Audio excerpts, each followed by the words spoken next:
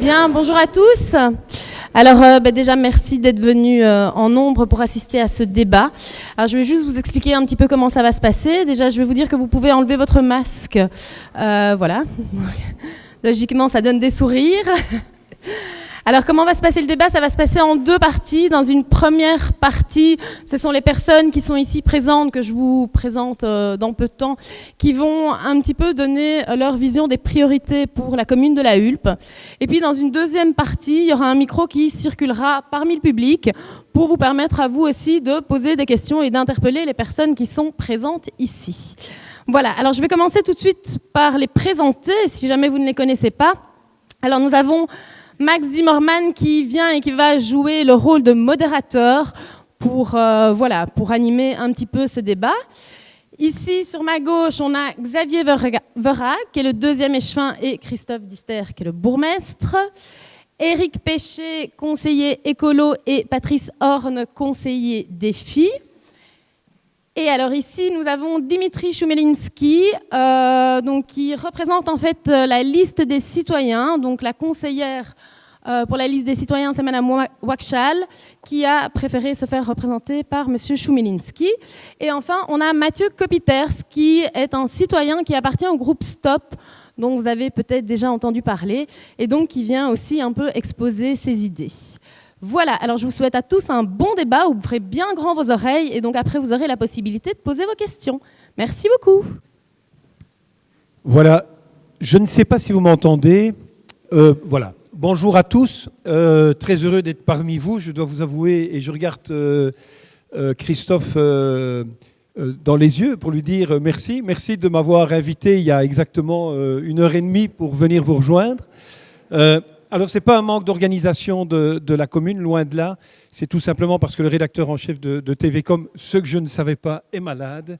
Et que donc, j'estimais logique et normal de venir le remplacer au pied levé. Et je le fais avec beaucoup de bonheur. Je le fais d'autant plus avec bonheur que d'une part, ça me rappelle un peu mon métier précédent qui avait tendance à beaucoup plus me passionner, à savoir rédacteur en chef à TVcom, la télévision du Brabant Wallon, où j'avais la chance d'animer des débats, ce que je ne fais plus aujourd'hui, sauf exceptionnellement.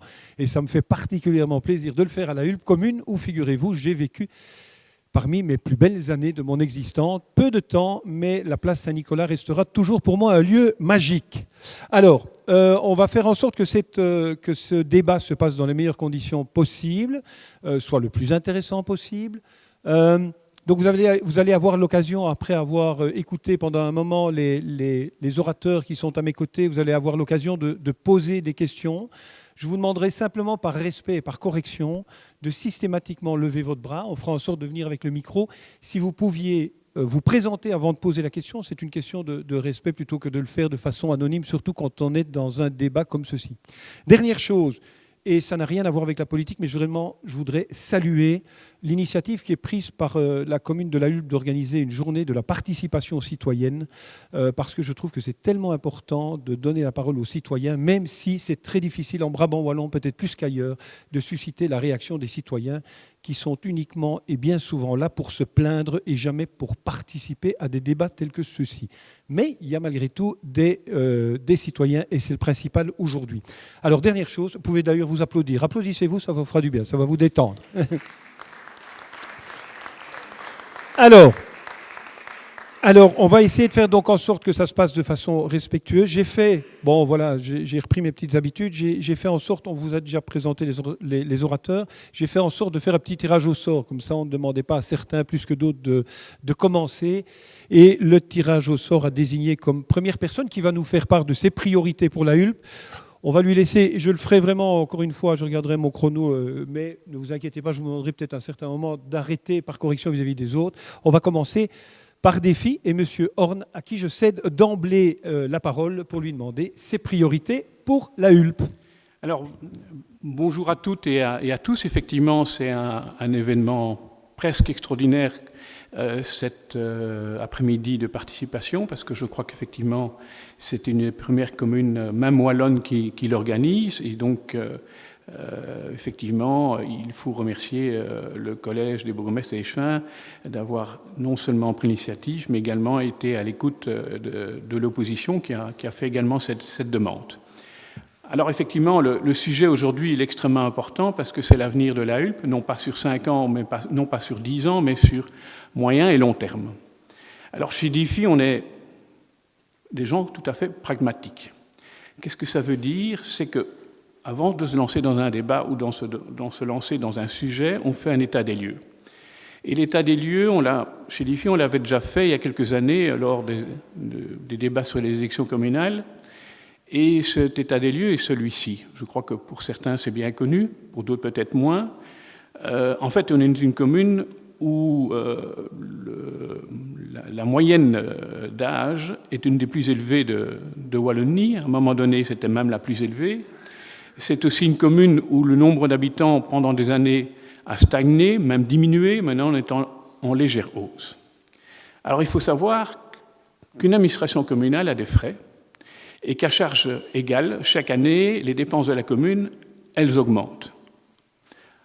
Et donc, aujourd'hui, la commune est devant, effectivement, un grand problème, c'est de savoir qu'est-ce qu'on va faire, effectivement, au niveau de la pérennité de l'évolution de la commune. J'entends différents bruits dans diverses associations, et notamment, j'ai entendu, comme d'autres, le stop à toute construction dans la Hulpe, mais il faut savoir ce qu'on veut. Est-ce qu'on veut effectivement que les services communaux puissent effectivement être à vos dispositions comme ils le sont actuels et aussi les développer?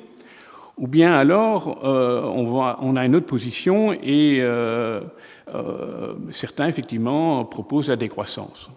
Alors, chez DIFI, comme je dis, on est des gens pragmatiques. J'ai assisté également au débat qui a eu lieu dans 2 quartiers, le quartier Gaimard et le quartier la problématique de Kodak. Et donc, dans ces 2 quartiers, j'ai entendu, j'ai écouté, je n'ai pas pris la parole, et je me suis rendu compte qu'effectivement, chez les uns et les autres, on ne veut plus construire, on ne veut plus ce qu'ils appellent de béton, on veut rester dans l'état où on est. C'est une décision, c'est un souhait, etc. Et donc, quand je fais l'état des lieux, ça me paraît compliqué, effectivement, à moins que, effectivement, on réduise les services de la commune, parce qu'à un moment donné, financièrement, on doit assumer ces dépenses. Et vous avez peut-être vu dernièrement sur votre feuille d'avertissement extrait drôle, que ce soit au niveau impôt personnes physiques ou précompte immobilier, vous avez eu une augmentation de plus ou moins 9%. Moi, je ne suis pas, et on n'est pas là pour effectivement faire de l'augmentation de l'impôt, je dirais, une solution pour l'évolution de la commune. Donc, ce qu'on dit aujourd'hui, effectivement, il faut trouver les solutions pour 2 choses. Il faut trouver des solutions pour effectivement faire venir une génération plus jeune dans la commune. C'est problématique, c'est pas facile parce que c'est pas une commune où il y a de nombreux terrains disponibles, mais il faut trouver les solutions. Souvent, effectivement, les jeunes veulent des enfants ou ont des enfants, donc ils veulent également une partie verte, et c'est bien normal, parce qu'on ne peut pas non plus garder des enfants éternellement entre 4 murs.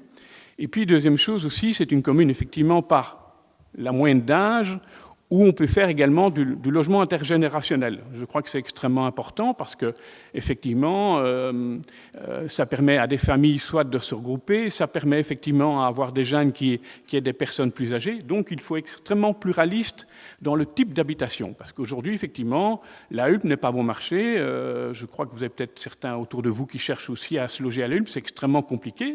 C'est très cher, c'est malheureusement devenu ces dernières années encore plus cher. Quand je lisais dernièrement dans Trends... Attendez, je n'ai pas terminé. Voilà. Et donc, j'ai lu dans Trends que cette année, la Hulpe a pris 30% d'augmentation au niveau de l'immobilier.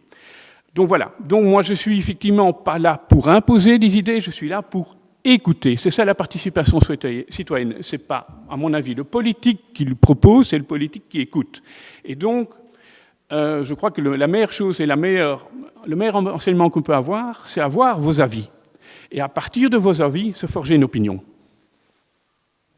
C'est impeccable, un peu moins. Je vous demanderai vraiment de réagir après, s'il vous plaît. N'hésitez pas à vous poser vos questions. Après, on fera en sorte de vous donner la parole. Et si vous voulez interpeller quelqu'un, vous le ferez. Mais s'il vous plaît, ne le faites pas pendant la présentation des gens. Alors, le tirage au sort a désigné M. Dister pour suivre. Voilà. Attendez, moi aussi je vais mettre mon chrono, ne vous inquiétez pas. Ça m'ennuie. Voilà, mais merci, et comme on l'a dit, mais en tout cas, bienvenue, et merci d'avoir répondu à notre appel. Je vais essayer d'être pragmatique, parce que vous savez que je suis un grand bavard, donc je n'ai que 5 minutes. Le thème du débat, c'est parler de l'avenir de la commune. Alors l'avenir de la commune, même si je suis bien conscient qu'aujourd'hui on va beaucoup parler d'urbanisme et d'aménagement du territoire, mais l'avenir de la commune et la qualité de vie qu'on souhaite avoir, ce n'est pas uniquement l'aménagement du territoire et l'urbanisme. Ce serait nier tout ce que l'on fait en fait tout au long de l'année pour fournir à nos concitoyens ou aux gens qui viennent sur notre commune une qualité de vie telle qu'on la connaît aujourd'hui, telle qu'on la connaît depuis un certain nombre d'années et qu'on voudrait conserver. Et donc, je vais évidemment parler d'urbanisme et de tout ce qui est sur la table aujourd'hui, mais je voudrais vraiment que vous soyez sensible au fait que vivre à la Hulpe, c'est aussi, et gérer notre commune, c'est aussi gérer nos écoles, gérer nos crèches, gérer la propriété publique, gérer des ouvriers, du personnel, c'est toutes les problématiques sociales que l'on doit gérer. Donc tout ça est évidemment important. Et je ne voudrais pas qu'on réduise le débat sur la qualité de vie ou sur l'avenir de notre commune à uniquement l'urbanisme.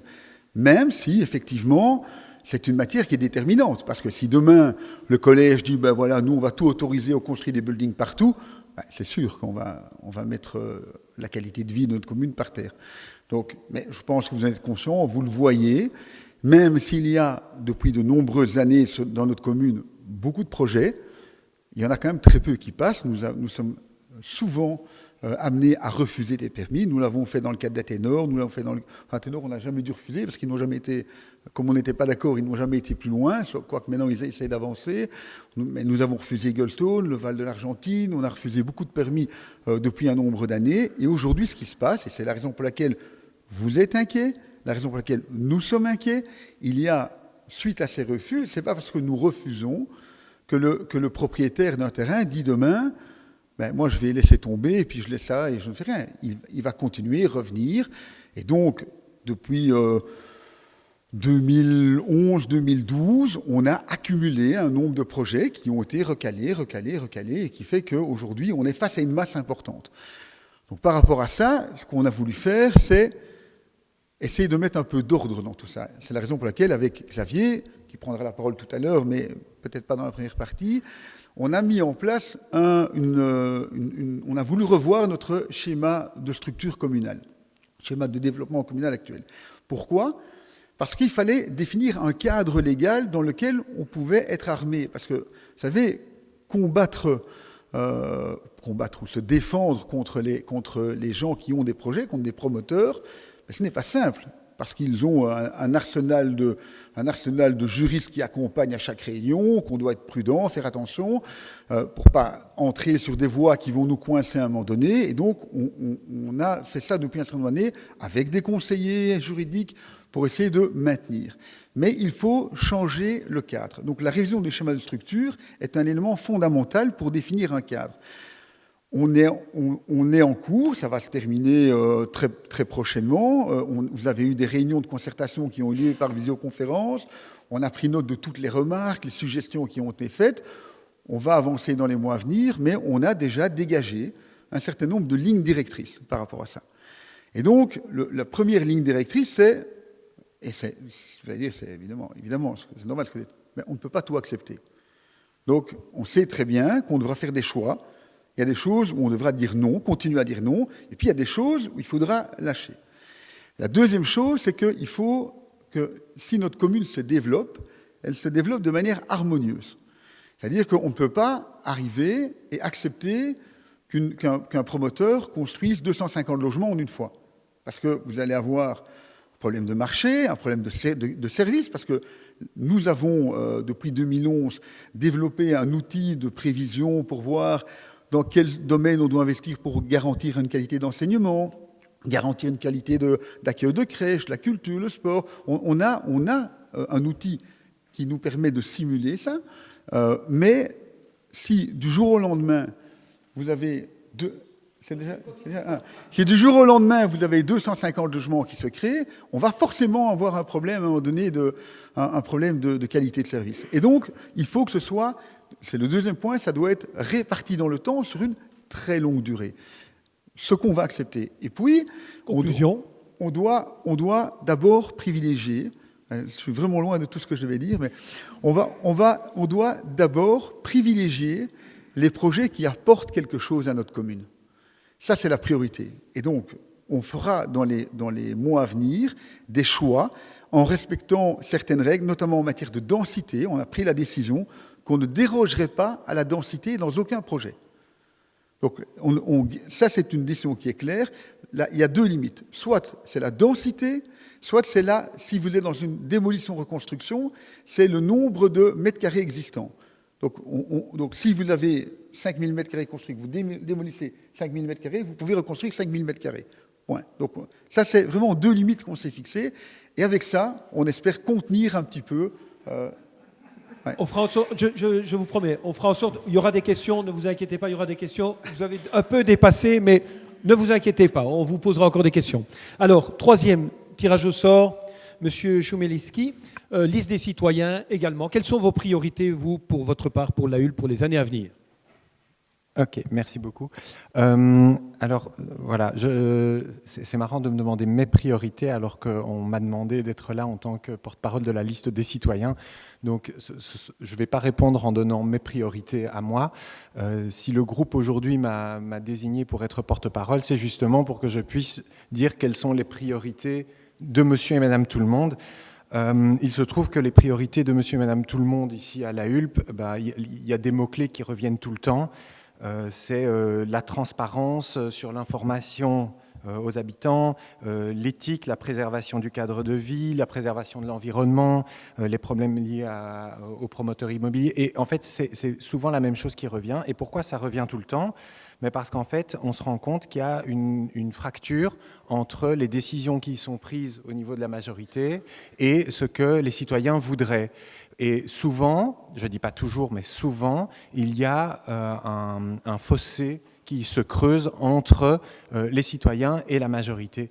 Et comment réussir à combler ce fossé ? C'est par des choses à mettre en place au niveau de la participation citoyenne. Moi, j'étais très heureux d'apprendre qu'il y avait une journée de la participation citoyenne qui était organisée. Et donc, ce qu'on nous dit, c'est qu'on va mettre en place ici des choses pour être à l'écoute des citoyens, pour voir avec eux quelles sont leurs questions, etc. Mais le problème, c'est que si on doit donner la vision d'avenir que je suis là pour porter de la part de la liste citoyenne, mais la vision d'avenir, elle est basée sur une vraie participation citoyenne et pas sur de l'information et de la consultation. Alors je m'explique. On a de plus en plus d'efforts qui sont fournis au niveau de l'information, et ça c'est très bien. Il y a des réunions d'information sur ceci, sur les questions d'urbanisme, il y a aujourd'hui les ateliers ce matin qui étaient nommés ateliers participatifs, c'était des ateliers où on donnait une grande part d'informations sur les dossiers en cours, ce qu'on a envie de faire, etc. Et donc ça c'est la partie information. Mais ensuite, on dit, on vous informe, quelles sont vos questions ? Mais là, on est déjà dans de la consultation, et c'est très bien, c'est un pas supplémentaire, mais on n'est pas encore sur la participation où on construit avec les habitants des solutions. Et donc, pour illustrer ça, je crois qu'une image assez simple, c'est dans l'enseignement, entre la pédagogie, on va dire, traditionnelle et la pédagogie active. Quand on a en pédagogie traditionnelle, comme nous on a connu peut-être dans notre enfance, où on a le professeur qui est debout sur le socle de la connaissance et qui professe, et qui à la fin du cours demande « avez-vous des questions ?» Là, la pédagogie active, elle va se baser sur l'intérêt des élèves et essayer de construire avec eux et simplement de leur fournir les outils dont ils ont besoin à certains moments. Donc ça veut dire qu'on n'est pas debout sur le socle de la connaissance, mais qu'on essaie de construire ce socle avec les élèves. Ça, c'est ce qui va se passer dans une salle de classe en pédagogie active. Donc, moi, je trouverais intéressant d'appliquer ce principe au niveau communal, c'est-à-dire, au lieu de venir présenter les idées et les solutions qui sont développées par le collège ou par la majorité, c'est de se dire, on organise des ateliers participatifs où on cherche les solutions avec l'expertise des habitants. Parce qu'il ne faut pas oublier que n'importe quel habitant a toujours sa propre expertise en tant qu'habitant. Et donc, on voit quand on fait avec la liste citoyenne, quand on fait chaque mois une réunion citoyenne dans la salle de la bibliothèque, enfin au-dessus de la bibliothèque, là, on se rend compte que quand on prend le temps de travailler en intelligence collective, c'est-à-dire par exemple se mettre en cercle de travail plutôt qu'en débat, parce que le problème du débat, le débat, c'est un outil qui est très polarisant. C'est j'essaye d'imposer ma vision comme étant la bonne par rapport à la vision de quelqu'un d'autre. Mais ici, on se met en cercle de travail et on va essayer de trouver dans sa vision ce qui va pouvoir alimenter la question qui est posée au centre. Et donc, ce qui serait intéressant, c'est d'utiliser ce genre d'outils pour construire avec les citoyens en partant de l'expertise de chacun. Parce que, au cours de nos réunions, on voit qu'un tel a vu un reportage sur tel village où on a fait ceci, qu'un tel a un cousin qui travaille là, qu'un tel habite dans telle rue et connaît les problématiques de parking de sa propre rue. Et donc, on se rend compte que si on utilisait des outils comme, il y a le panel citoyen, ça a été fait en 2019 à Verviers, par exemple, et je pourrais terminer là-dessus pour ici, je ne sais pas combien. J'ai encore un peu de temps. Je vais donner un exemple, mais il y en a beaucoup d'autres. En 2019, à Verviers, ils ont décidé de faire une révision du schéma de développement communal, c'est-à-dire le schéma, la vision à long terme sur le territoire communal. Et pour faire ça, ils ont décidé de faire une consultation citoyenne préalable. Alors, la consultation citoyenne préalable, c'était un tirage au sort de 600 citoyens, dont 50 ont répondu présent. Ils ont fait une balade à travers le territoire et ils ont pu comprendre les enjeux du territoire, etc., remettre des avis. Ils ont fait un atelier avec les enfants qui ont pu dessiner leur ville idéale. Ils ont fait un questionnaire en ligne qui était mis en ligne pendant un mois. Et tout ça, ce sont des choses qui ont été mises en place et qui ont permis de construire la révision du schéma de développement communal avant même de la penser directement dans les instances. Voilà, et donc je termine parce que j'ai parlé de consultation et de participation. Et donc ici, à la Hulpe, on a la chance d'avoir beaucoup de commissions consultatives et on parle beaucoup de consultatifs. La CCATM, c'est une commission consultative, la commission consultative des aînés pour les enfants, etc. Et donc, il ne faut pas oublier que tout ce qui est consultatif n'est pas forcément contraignant. Et donc, ce serait plus intéressant d'avoir des commissions délibératives pour prendre des décisions ensemble. Voilà. Merci. Monsieur Péchet, je me retourne vers vous. Pour Écolo, quelles sont les priorités? Et je le précise bien, ce ne sont pas les vôtres, hein, ce sont celles d'Écolo. Hein. Voilà. Donc, tout d'abord, je voudrais remercier le collège pour cette journée, parce que je pense qu'elle est importante pour remettre un petit peu des idées, brasser un peu les idées des élus, mais également de la population qui ont participé aux ateliers ce matin et qui sont encore présents cet après-midi en nombre, et je m'en réjouis. Donc, pour le groupe Écolo, je ne vais pas vous surprendre beaucoup, mais nous, on a quand même une vision qui est avant tout dans la préservation de l'environnement, la préservation de la qualité du cadre de vie qu'on a actuellement à la Hulpe. Je pense que tout le monde est conscient qu'on habite dans une commune qui est une des plus vertes et des plus agréables à vivre du Brabant wallon et probablement de Belgique. Donc ce cadre attire énormément de spéculation, il ne faut pas s'en cacher, on l'a entendu, donc il y a énormément de projets qui sont en demande depuis un certain nombre d'années et qui attisent des convoitises. Donc il faut pouvoir gérer ça, il faut pouvoir gérer ces demandes et atténuer l'impact que ça aura sur notre commune, sur les habitants, mais également sur l'environnement au sens large. Je pense également à toutes les zones naturelles, les nombreuses zones Natura 2000 qu'on a sur notre commune. Et donc, mon expérience personnelle sur ces 3 dernières années, c'est que je pense qu'une des priorités, c'est qu'il faut renforcer notre service d'urbanisme pour pouvoir gérer toutes ces demandes et trouver les bonnes solutions adaptées. On a un service urbanisme qui fonctionne, qui a un personnel compétent, mais par contre, il est en sous-nombre actuellement, et c'est un problème que plusieurs communes ont, ça c'est pas propre à la Hulpe, mais il faut mettre une priorité sur le renforcement de notre équipe à ce niveau-là. Pour d'autres visions de l'avenir, je vais revenir sur quelques projets qui nous étaient chers chez Ecolo, notamment l'ouverture d'une salle polyvalente pour accueillir des festivités, des spectacles, des événements. Je pense que c'est un événement qui figure également dans le programme de la majorité actuelle. On a beaucoup parlé de beaucoup de projets sur la commune. Moi, j'aimerais vraiment bien que d'ici 3 ans, on arrive à reparler de ce projet-là, qui me tient avant 3 ans. Voilà, donc ça c'est pour vous illustrer un des projets qui nous tient à cœur en ce moment. Et évidemment, les projets des écoles. On n'en a pas parlé j'ai pas encore entendu parler de quelqu'un. Oui, je m'en doute. Donc à ce niveau-là, je pense que là, effectivement, il y a une pression qui n'est pas encore forte pour le moment, mais qui risque d'arriver, une pression démographique, et les bâtiments qui ont l'âge qu'ils ont. Donc il faut commencer à vraiment à mettre un coup d'accélérateur sur la rénovation et l'accueil pour nos élèves et pour nos enfants de la Hulpe. Donc nous, on a effectivement, un peu comme la liste des citoyens, on s'appuie beaucoup sur la participation citoyenne, le recueillement des avis des riverains, mais également d'autres habitants de la Hulpe qui ont aussi des avis intéressants. Je pense que le collège a fait un effort les derniers mois pour organiser des soirées, des journées de rencontres par rapport à ces projets-là. Après, il faut voir comment ça se traduit dans les faits, dans la réalisation, mais je pense que c'est essentiel d'entendre quels sont les vrais besoins, les vraies demandes des Hulpois aujourd'hui. Et également pouvoir gérer la pression des demandes des promoteurs immobiliers. Donc arriver à mettre tout ça dans la balance, ça demande des efforts énormes. Il faut beaucoup de diplomatie, je pense, pour arriver à gérer toute la chèvre et le chou, comme on dit. Je crois que si on écoute la plupart des habitants, effectivement, comme j'ai entendu ici à gauche, on voudrait que rien ne change. C'est malheureusement pas possible, parce qu'il y a aussi des réglementations bien au-delà de la commune qui nous imposent d'autoriser des personnes à construire quand ils sont propriétaires. Il y a des zones rouges, il y a des zones qui sont constructibles. Il faut juste pouvoir les gérer, mettre le cadre. Et je me réjouis d'entendre qu'on veut réduire, ne pas accorder de dérogation sur la densité de logement.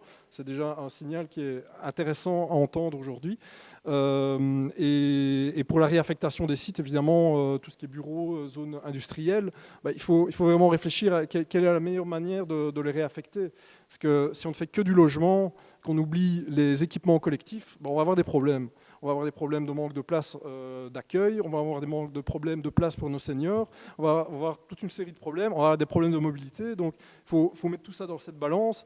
Et donc c'est un travail extrêmement complexe de se dire vers quoi on va aller. Et donc nous, on est ici dans une position qui est avant tout analyser les données. Donc ce que j'avais demandé déjà plusieurs fois depuis les premières annonces sur le projet de l'école des colibris, c'était de pouvoir analyser ce que ça représentait, les différents scénarios qui étaient proposés en termes d'impact. Moi, il y a un impact ici que je n'ai pas entendu. On parle évidemment du coût, du prix, du mètre carré. Moi, il y a un impact qui me semble important aussi, c'est l'impact en CO2. On est en pleine urgence climatique. Il faut en tenir compte. Donc, démolir et reconstruire aura un impact beaucoup plus important que la rénovation. Je pense que ça, il faut pouvoir en tenir compte, mais il faut aussi pouvoir l'objectiver, parce que ce n'est pas toujours très clair dans l'esprit des gens de quoi on est en train de parler, quoi. De démolir un bâtiment ou de le rénover, qu'est-ce que ça représente en chiffres? Et alors j'entends aussi des promoteurs immobiliers qui parlent de neutralité carbone quand ils veulent développer leur projet. Il faut quand même aussi essayer de voir de quel type de neutralité de carbone, parce que si c'est pour planter des hectares de forêt à l'autre bout de la planète, il n'y a aucun moyen matériel pour aller vérifier que ces sociétés remplissent leur contrat. Donc moi, je préférais de loin ne pas dépenser du CO2 ici et maintenant et avoir un projet qui remplisse l'objectif qui est fixé, et de réduire aussi les consommations énergétiques, donc rendre les bâtiments plus performants, moins énergivores. Mais ça, je pense que là, on est tous d'accord que tout ce qui est nouveau doit avoir ce genre de préoccupation en tête. Mais voilà, donc moi, la priorité, c'est de pouvoir objectiver les chiffres, prioriser sur le respect de l'impact sur l'environnement et sur le voisinage, évidemment, et trouver des solutions qui puissent tenir la route pour que tout le monde puisse un petit peu s'y retrouver. Et donc, en passant, y compris par la participation citoyenne. Merci beaucoup. Merci, Monsieur Pécher. Merci. Dernière personne qui va s'exprimer, Monsieur Copiters, pour le groupe Stop. Alors, je vous laisse également la parole pour 5-6 minutes pour faire part de vos priorités ou vos réactions par rapport à certaines choses. Je ne parle pas des vôtres, hein, du groupe Stop. Hein. Oui, bien sûr. Merci. Je crois qu'il y a Xavier Verin aussi. Hein. Il ne doit pas parler, lui. Il n'y a pas encore Xavier Verin qui doit parler. Parce que vous dites que je suis dernier. Sinon, on nous accusera d'avoir fait parler plus la majorité. D'accord, ok, merci. Donc d'abord le groupe Stop, une petite explication sur le groupe Stop. Donc Stop c'est le diminutif, hein. C'est pas stop à tout, c'est pas non à tout. Le groupe Stop c'est stop à la frénésie des promoteurs. Il a été créé par des Lahulpois en réaction en fait à l'accumulation des projets. Il y a environ 700 logements en projet aujourd'hui à La Hulpe et il y a plusieurs habitants qui se sont dit mais on est fou, où va-t-on ? Et quand on regarde le type de projet que c'est, il faut réagir. C'est ça l'origine du groupe Stop. Et ce n'est pas stop, c'est pas non, c'est pas purement non, c'est stop à la frénésie des promoteurs, mais c'est pour un urbanisme maîtrisé et mesuré. Pour une mobilité, une mobilité conviviale et partagée, et pour une protection de notre environnement et de notre cadre de vie. Donc notre priorité aujourd'hui au sein du groupe Stop, c'est de préserver, d'améliorer le cadre de vie de notre village. Pour ça, qu'est-ce qu'on veut ? On veut éviter les projets hyper-urbains qu'on voit fleurir aujourd'hui. On ne veut pas un La Hulpe qui devienne une ville avec de grands immeubles à appartements. On veut un urbanisme ouvert, un urbanisme villageois où on fait attention au paysage et pas juste à maximiser le nombre de logements et le nombre de sous qu'on peut retirer de son terrain. Évidemment, un autre point important, c'est de permettre aux jeunes de s'installer à La Hulpe. C'est un point très difficile, vu le succès en fait de La Hulpe. Le prix du foncier est très élevé, le prix au mètre carré du terrain est très élevé, et il n'y a pas de solution facile à ça.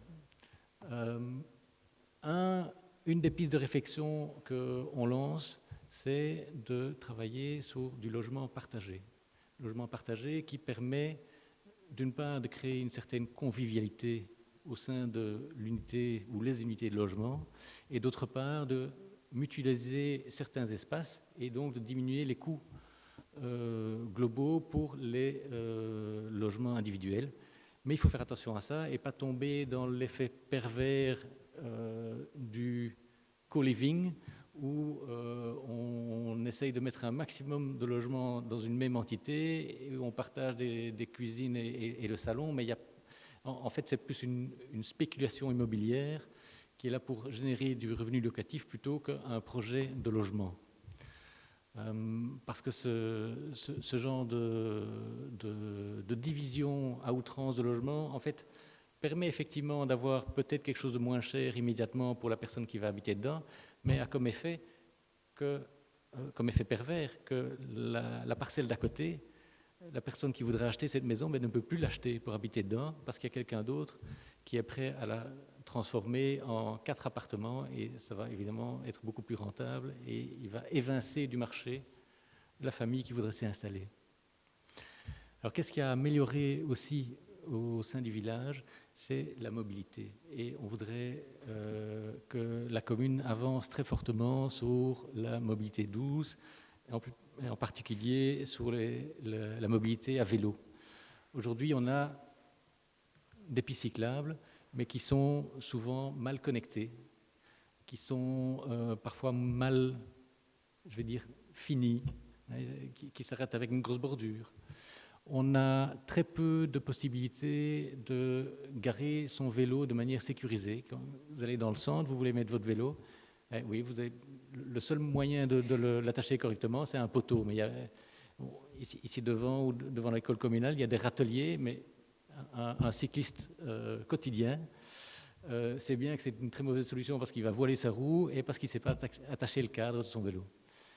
Donc mobilité douce, il faut pousser et aller de l'avant vers ce genre de mobilité plutôt que de continuer à se concentrer sur la voiture. Voilà. Magnifique, 4 minutes 31. Magnifique, je vous félicite. Alors, l'objectivité du rôle de modérateur va me permettre de poser 2-3 questions à M. Lister et M. Verac par rapport à des critiques qui ont été émises, que vous puissiez répondre. Ça fera l'objet, bien évidemment, de quelques petites réactions. Je vous demande de ne pas être trop long. Je connais votre appétit, mais ne soyez pas trop long. Et après, on cédera la parole aux gens. Si vous le voulez bien, j'ai retenu, moi, par exemple, qu'on évoquait un problème, un fossé entre le citoyen et le monde politique. C'est M.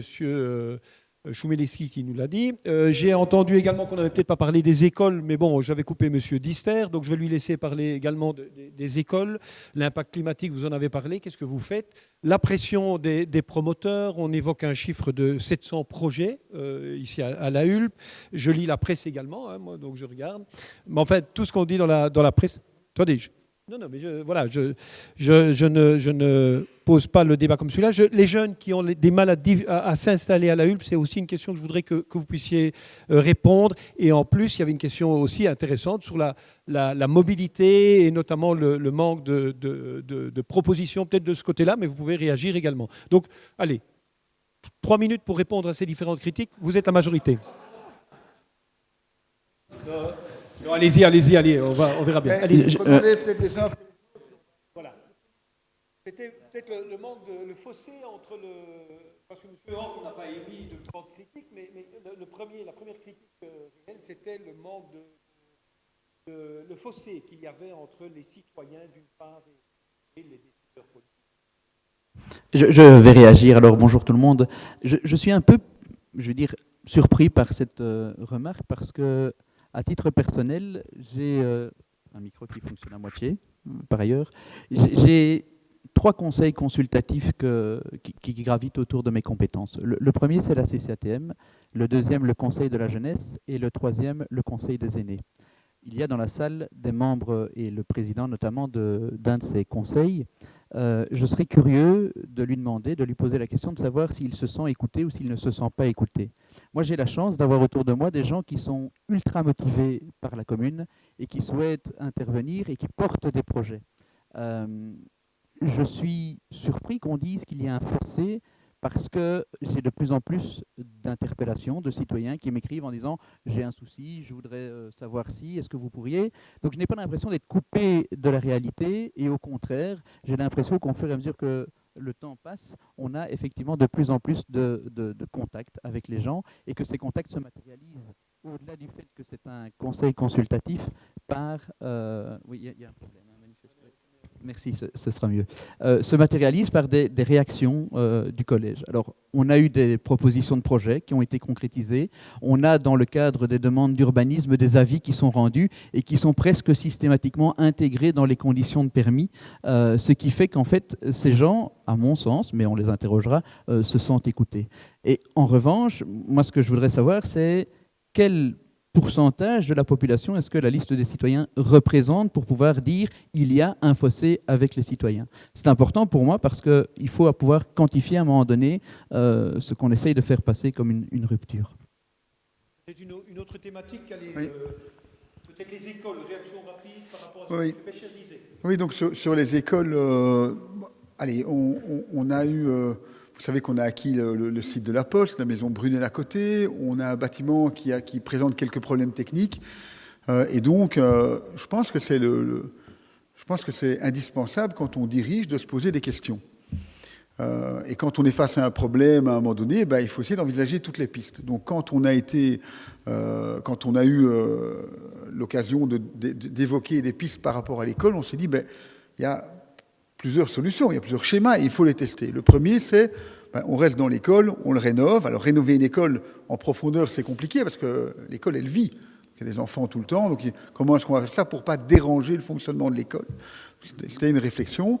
Et est-ce qu'on ne va pas rénover un bâtiment qui est un peu trop loin et on va peut-être dépenser de l'argent pour rien? Mais on se pose la question, on n'affirme rien à ce moment-là. Et puis, comme on se dit, tiens, voilà, on a le projet de la Poste, enfin on a le terrain de la Poste, le terrain ici, le petit parc, en fait ça représente 1,2 hectare en plein centre de la commune. Et donc comme on se dit il faut quand même avoir une réflexion à un moment donné et se dire mais tiens est-ce qu'il n'y a pas moyen, c'est un moment un peu unique, charnière, où on a la maîtrise sur 1,2 hectare, est-ce qu'il ne faut pas réfléchir à un autre type d'aménagement? Parce que la Hulpe a été construite autour de la voiture, hein, le centre de la commune, il est autour de la voiture, on sent que les mentalités changent, qu'il faut autre chose, on essaye de verduriser un peu plus le centre de la commune, est-ce qu'on ne peut pas avoir une réflexion pour quand même envisager d'autres scénarios? C'est toujours un peu désagréable, parce que nous, vous savez, moi j'aime bien, je suis d'accord avec toutes les histoires de participation, etc. Je pense que j'ai toujours pas le sentiment de... J'ai pas le sentiment de... Enfin, en tout cas, je n'ai pas la prétention de tout maîtriser, de tout savoir, d'avoir toujours raison. Et j'écoute beaucoup les gens autour de moi pour me forger un moment donné une idée, pour proposer une solution. Et moi, la participation, je veux dire, quand on est face à des décisions comme celle-là, vous allez avoir à un moment donné, on a fait des réunions, autant de gens pour, autant de gens contre, l'une ou l'autre solution. Donc à un moment donné, il faut prendre une décision. Tout ça, je vous explique, parce que moi, je suis toujours un peu mal à l'aise avec la participation, parce que c'est ça que je voulais dire, parce que j'avais perdu mon fil d'idée, parce que tu m'avais distrait. Ce que je voulais dire, c'est que, en fait, quand on a mis les hypothèses sur la table, tout de suite, on a des gens qui veulent diviser entre les pour et les contre. Et donc, on oppose automatiquement les gens. Alors moi, vraiment, des fois, je suis un peu perdu. Est-ce qu'on doit faire participer? Quand on ne fait pas participer et qu'on propose rien et qu'on arrive avec des solutions, on nous dit, vous n'êtes pas démocratique. Et quand on ouvre la discussion et qu'on dit, voilà, il y a 1, 2, 3, 4 solutions, directement, on affirme que le collège a pris une décision et on oppose les gens. Je pense qu'on vit un moment un peu exceptionnel dans notre commune, qui est un moment où il y a pas mal de choses qui sont à décider. Et au lieu de diviser les gens, il faudrait les réunir. Et pas dire, moi, quand il y a 10 personnes qui se réunissent dans une salle et qui après s'expriment en disant, on parle au nom des Laülpois, je suis désolé, moi je suis en démocratie représentative et la liste du bourgmestre représente 59% des Laülpois. Il y a 59% des gens qui ont demandé qu'on gère la commune. Et c'est ce qu'on doit faire, on doit prendre nos responsabilités. Je termine avec l'école. Donc la proposition qu'on veut faire maintenant, parce qu'on ne va pas décider, on va vous proposer, la proposition qu'on veut faire maintenant, c'est de conserver les 2 écoles telles qu'elles sont et de les rénover. On a imaginé une manière de le faire, donc on agrandirait l'école sur le site. On devra trouver des solutions par rapport aux cours de récréation et on va rénover profondément ces bâtiments. Et pour le reste, on ne bouge rien. Alors, on parlera de la frénésie des promoteurs. Je présume qu'il y aura des questions qui vont venir là-dessus, ne vous inquiétez pas. Un mot malgré tout sur la mobilité, parce que moi ça m'intéresse, le vélo et tout ça, les pistes cyclables. Mais la mobilité, c'est vrai qu'il y a des choses qui traînent depuis un certain temps et qu'on doit régler, des petites choses, des détails, mais qui sont importants pour par exemple, les usagers vélo. On travaille avec le GRAC pour essayer de résoudre ces problèmes-là. Et c'est vrai que gérer une commune, il faut quand même venir peut-être... On devrait faire l'émission Vie ma vie. En fait, et demander aux citoyens qui râlent tout le temps de venir une fois prendre notre place pendant une semaine pour voir ce que c'est de travailler dans le cadre d'une administration, d'une région wallonne qui vous impose des choses, des citoyens qui disent les choses et leur contraire, il faut faire trouver l'équilibre. Je crois que ce serait intéressant parce que au moins peut-être que ces gens-là qui critiquent tout comprendraient ce que c'est en fait de gérer. Et donc pour la mobilité, on sait que c'est un élément fondamental. Et on a déjà travaillé pour créer des pistes cyclables qui ne sont pas optimum, on va y travailler. Il y a un projet qui est financé par la région wallonne, Wallonie cyclable, pour lequel la commune a obtenu une subvention de 300 000 €. Il y a un groupe de travail qui est en train qui va formuler des propositions dans lequel il y a, ce n'est pas que des représentants politiques, il y a aussi le GRAC et d'autres, la CCATM, etc. Donc il y a tout un groupe qui s'est constitué et qui va formuler des propositions dans les semaines à venir pour améliorer la vie des piétons, enfin d'abord des cyclistes, mais il faut aussi penser aux piétons, parce qu'il y a beaucoup de gens qui aiment marcher. La chance de notre commune, c'est que tout est relativement concentré, et donc on peut faire beaucoup de choses à pied. Et donc c'est important aussi, les vélos c'est important, mais les piétons c'est aussi un élément important. Voilà, alors on va vous permettre maintenant de poser des questions, et je vous le rappelle, ce serait vraiment plus poli, plus respectueux, surtout quand vous vous levez pour poser la question, de vous présenter. Voilà, alors vous avez une question à poser, mais vous voulez réagir? Vous pouvez réagir, allez-y. Voilà, vous m'avez proposé de vous faire signe si je voulais réagir.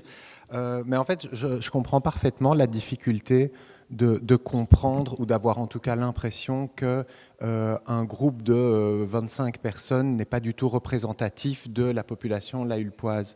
Et donc, je trouve ça important de préciser que déjà, aux dernières élections, c'est 1 personne sur 7 qui voulait qui proposait de passer de la démocratie représentative à la démocratie participative, et c'est pour ça qu'ils ont voté pour la liste citoyenne.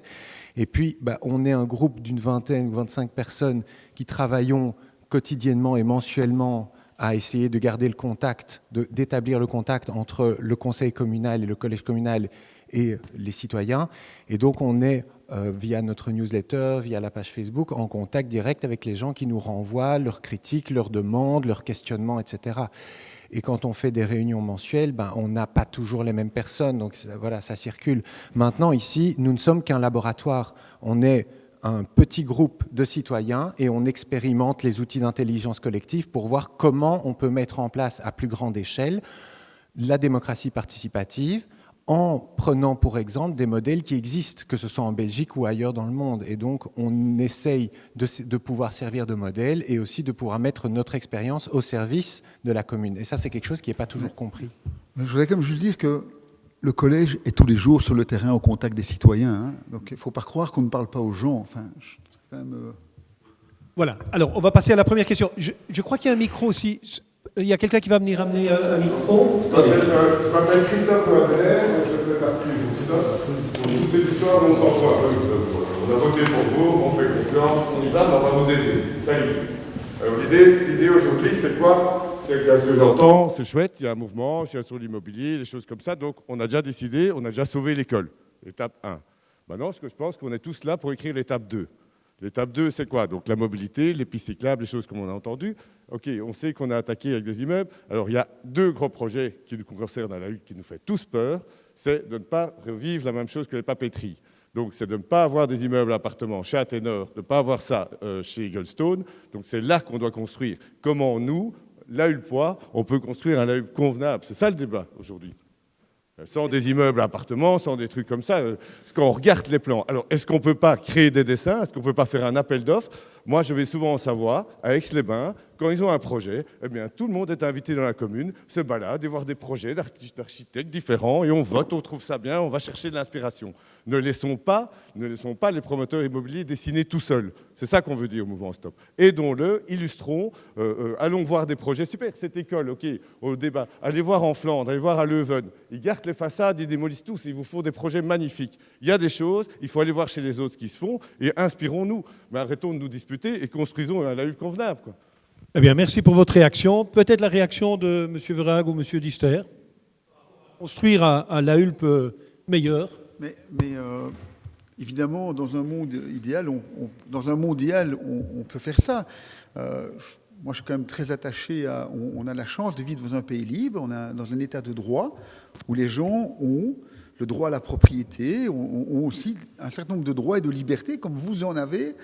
Parce que je ne sais pas si vous seriez content quand vous avez votre projet de maison, qu'on vienne vous dire « Non, monsieur, vous ne pouvez pas faire une maison rectangulaire, il faut la faire carrée. » Parce que c'est comme ça et que moi, j'aime bien le carré. Et moi, j'aime bien le carré. C'est ça, en fait. Donc, je suis d'accord avec le fait qu'on ne peut pas accepter des projets qui dénaturent le caractère de la commune, mais il faut quand même laisser... Donc il faut contrôler les gabarits, etc., et la densité. Donc ça, on va faire une série de propositions pour créer ce cadre sur lequel que l'on va communiquer à tous les demandeurs pour dire, voilà, le cadre, c'est ça. Si vous faites dans le cadre, le collège vous suivra.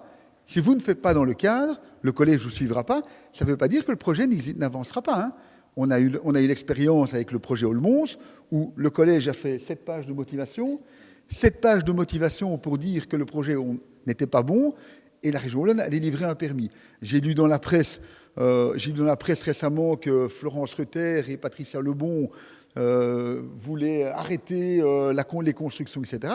Ils disent tout, ils disent non à tout, et il y a plein de projets qui se font en dérogation, permis délivré par la région Wallonne.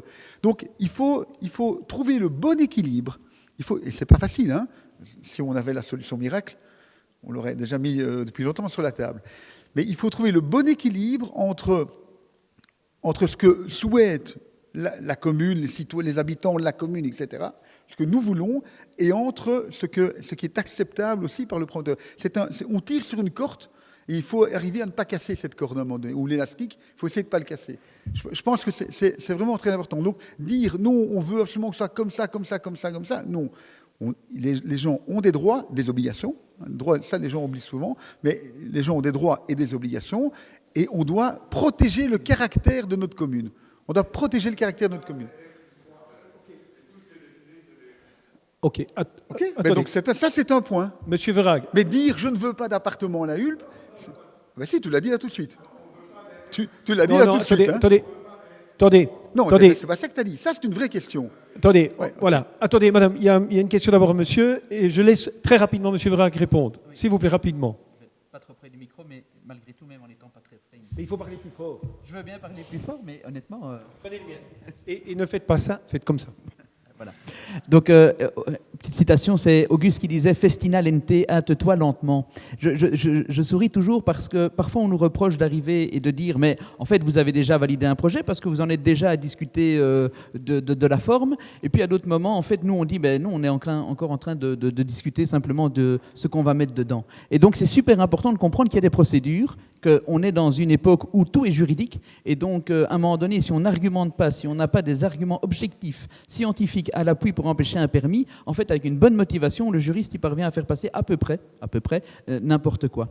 Et donc, on est vraiment tenu, d'une part, par la procédure, d'autre part, par le fait qu'on agit en transparence. C'est comme ça que vous avez des chiffres de logement, parce qu'on vous les a donnés, on les a dit dans les réunions publiques, et d'autre part, parce qu'on présente des projets en disant, mais finalement, ces projets sont sur la table, comment voulez-vous vous positionner par rapport à ça? Et on doit intégrer les remarques. Donc, dire 7 en R+3, oui, mais 7 en R+3, vous le savez, parce qu'on a fait la transparence par rapport à ça et qu'on attend les retours que vous allez nous donner pour aussi les intégrer dans les demandes de permis.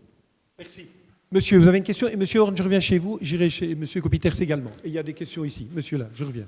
Allez-y. Oui, bonjour. Donc, Jacques Stasser, je suis président du Cercle d'Histoire de la Hulpe et surtout la Hulpois de naissance, ce qui me donne une petite légitimité.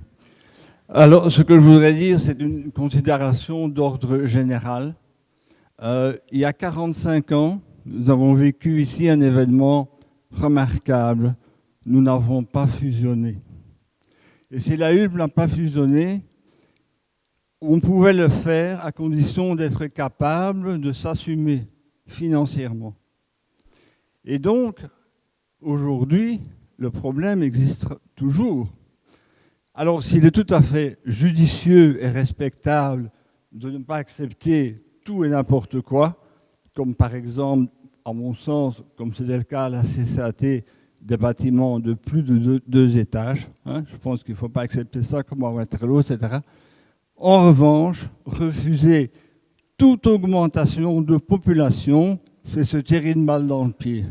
Parce qu'à ce moment-là, la commune n'aura plus les moyens de s'assumer financièrement et nous serons peut-être obligés de fusionner. Et ça, on parle de qualité de vie, mais si on doit fusionner, c'est une perte de qualité de vie. Parce que la proximité des services s'éloigne.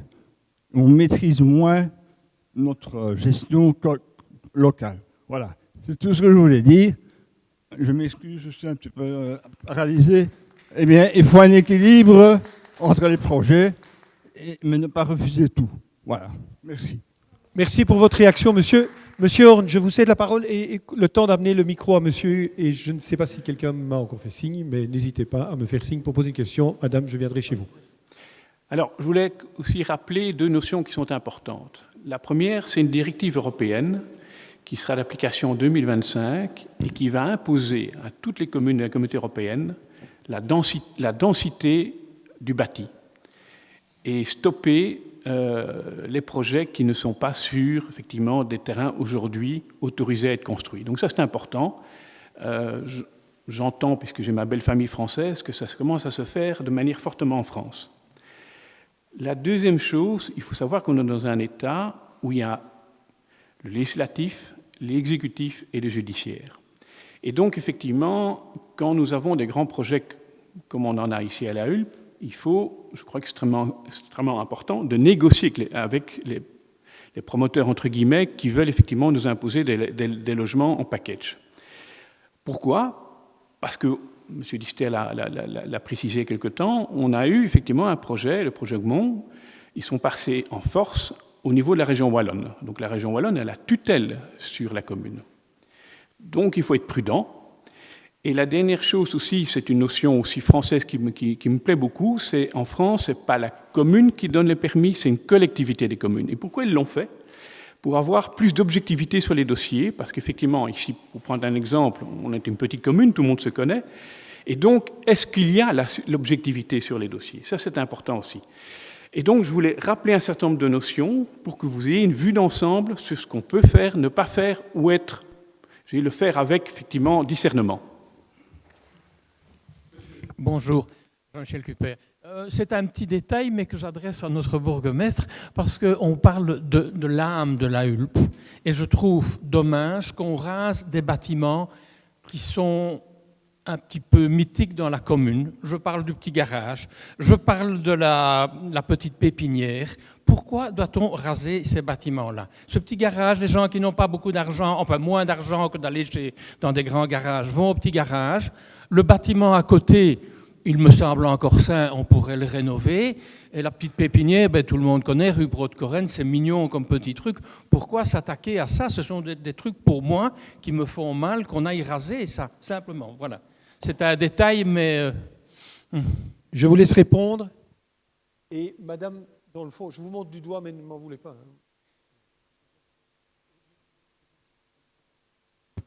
Ah, pardon. J'entends beaucoup parler de densité, j'entends parler effectivement de construction. Je suis un peu peiné, je n'entends pas parler d'accessibilité au logement. Et moi, je voudrais quand même rappeler que si on regarde un peu le public dans la salle ici, et ce n'est pas une critique, on a quand même peu de jeunes qui sont présents. Et je rappelle, ce n'est pas une critique. Hein. Je le dis parce que j'ai beaucoup de gens de mon âge, des gens avec qui j'étais à l'école, qui ne sont plus sur la commune, simplement parce que l'accessibilité au logement, c'est une des grosses difficultés pour la commune de la Hulpe. Alors, quand on me pose la question, par exemple, de savoir pourquoi on rase le petit garage, moi, je vais transformer la question et je vais dire qu'est-ce qu'on a gagné à raser le petit garage? Eh bien, dans le cadre du projet du petit garage, on a négocié en charge d'urbanisme avec le promoteur, en tout cas le demandeur, ce n'est pas un promoteur, avec le demandeur, d'obtenir une option d'achat sur 2 des appartements. Cette option d'achat, elle permet à la commune de céder à un tiers le logement à un prix inférieur à 30% du marché. Donc on va pouvoir permettre, selon des critères qui seront établis, qui seront présentés au prochain conseil communal, à 2 personnes, 2 ménages éventuellement, de s'ancrer durablement dans la commune en payant un prix qui sera plus abordable. J'insiste, on est sur la commune de la Hulpe et on sait que le foncier est très cher. Et il me semble qu'au-delà de l'aspect construction, l'ancrage des jeunes dans la commune est pour moi essentiel. Ça, en tout cas, à titre personnel. Et oui, quoi ?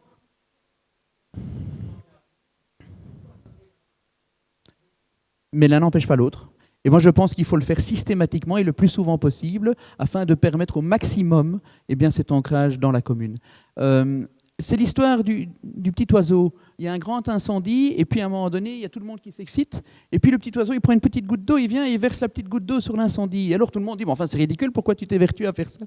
Eh bien parce que je fais ma part du boulot. C'est-à-dire que même si c'est ridicule, je participe à un ancrage qui, à terme, permettra en tout cas à certains de s'ancrer. Et pour moi, en tout cas, ça, c'est un de mes combats. Je continue sur la petite pépinière. Actuellement, elle n'est toujours pas rasée et on verra si elle le sera. Mais si elle doit l'être, elle le sera dans le cadre d'un projet qui permettra également une typologie d'appartement ou une typologie de logement, c'est à définir, qui permettra également, dans le cadre de logements conventionnés, d'ancrer durablement sur la commune de la Hulpe. Et ça, pour moi, c'est un vrai débat. La manière de le faire, je veux bien qu'on en débatte, mais sur le fond, il faut le faire.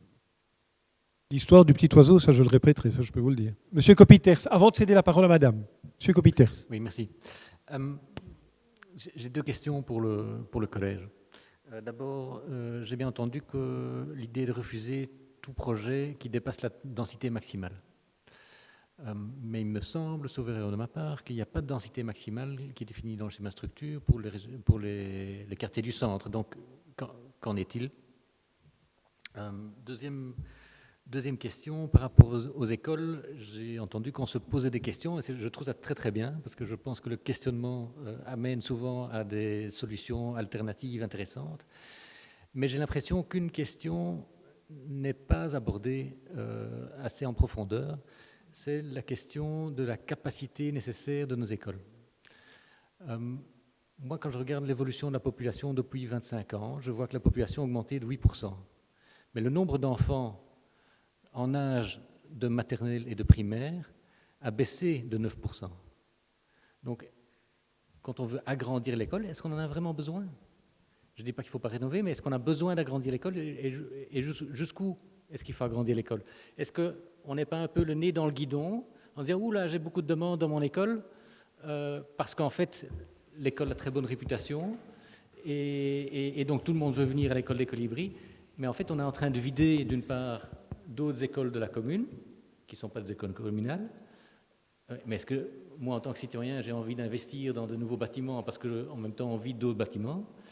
Et deuxième élément, on attire énormément d'élèves d'autres communes. Est-ce que, de nouveau, moi, en tant que citoyen, est-ce que je dois dépenser des millions pour les élèves des autres écoles? Et puis, dernier élément sur le nombre d'habitants. Pour Jacques Stasser, je ne suis pas sûr qu'une augmentation du nombre d'habitants soit une solution pour les finances publiques. Ce n'est pas parce qu'une commune est plus nombreuse que... Il y a plein de communes très nombreuses qui sont en gros déficit. Voilà, madame, je vais vous proposer de poser votre question, comme ça vous répondrez aux 3 questions. Moi ton bic alors. Tu me le rends. Hein. Ouais. C'est justement pour Christophe. Moi, je m'appelle Viviane Henry et je voudrais savoir une chose, c'est que ça fait déjà entre 8 et 9 ans que le projet Athénor traîne. J'ai un peu peur que Athénor dise qu'il ne veut plus rien faire dans la Hulpe, puisqu'ils sont quand même multimillionnaires, donc ils construisent à Dubaï et tout ce que ça. Donc la Hulpe ne les intéresse vraiment pas trop. Est-ce qu'un autre promoteur va prendre ça comme Thomas et Piron et faire des affreux bazars comme il y a devant chez Philippot, et on n'aura plus notre home qu'on a envie de mettre dans ce projet? Oui. Je vais vous proposer de répondre pendant que madame avec un pull vert là-bas dans le fond voulait lever le bras. Et il y a madame qui lève le bras depuis très longtemps. Ah d'accord. À qui? Non, madame en vert avec un pull vert. C'est pas bien. Et il y a quelqu'un derrière vous. Mais...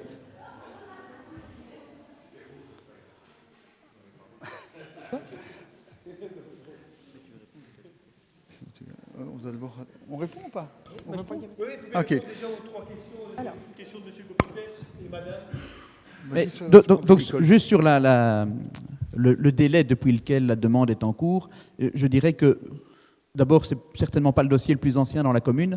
On a des dossiers qui remontent à 2004, d'autres qui remontent avant 2004. Le délai temps, à notre égard, n'est pas un facteur influençant. C'est-à-dire que si à un moment donné, eux s'épuisent, voilà, ils s'épuisent et ils passeront le relais. Nous devons fixer les conditions et le faire dans des conditions qui sont saines et qui ne sont pas la précipitation. Et donc, quand on nous dit le dossier Athénor, moi, à ce stade, le dossier Athénor, c'est quoi? C'est un dossier de révision de plan de secteur où on va passer d'une zone industrielle à une zone d'enjeu communal. À ce stade, le dossier Athénor, pour moi, c'est ça.